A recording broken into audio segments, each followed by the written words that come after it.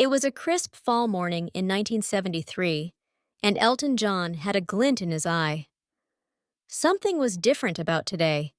He wasn't just another piano player in sunglasses and platform shoes. No, today was special. Somewhere in a smoky studio, the final touches were being added to a record that would forever alter the landscape of rock music. "Is this it, Bernie?" Elton asked, sliding his glasses up his nose as he stared down at the album cover, a whimsical painting that somehow captured everything and nothing all at once. Bernie Taupin, Elton's longtime lyricist and partner in crime, simply nodded.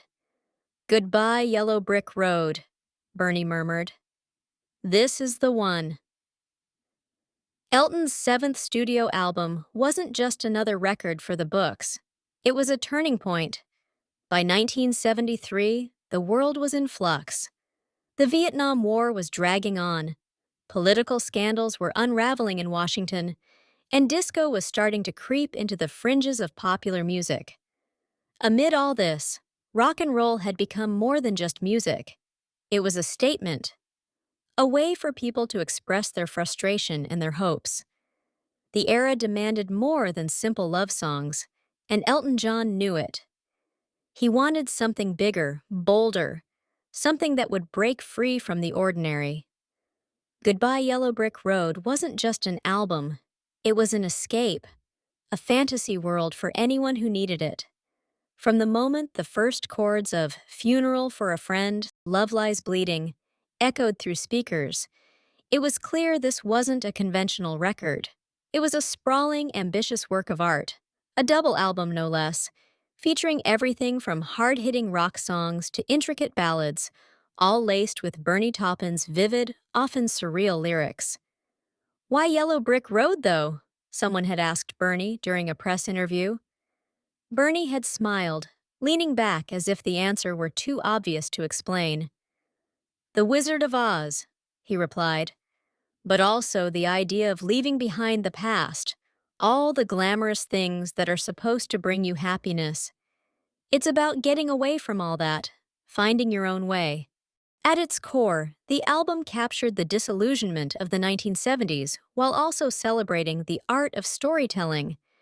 Tracks like Bennie and the Jets gave fans the signature Elton flair, raucous and electrifying, while songs like Candle in the Wind touched hearts with their delicate simplicity.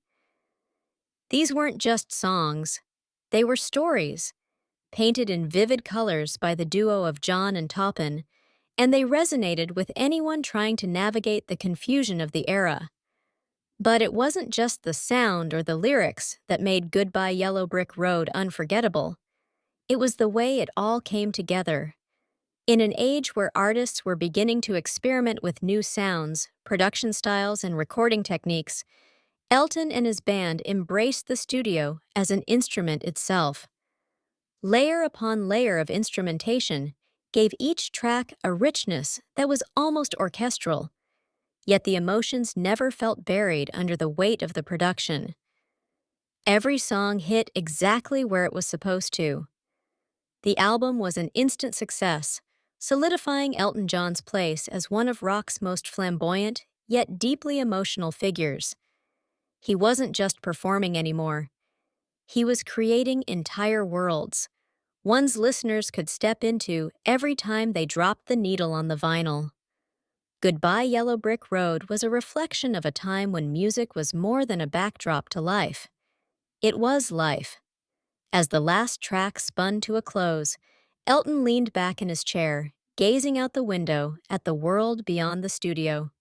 "We did it, Bernie," he whispered, though it felt like a quiet understatement for something so monumental. And indeed, they had done it, not just for themselves, but for every listener who was ready to take that journey down the yellow brick road.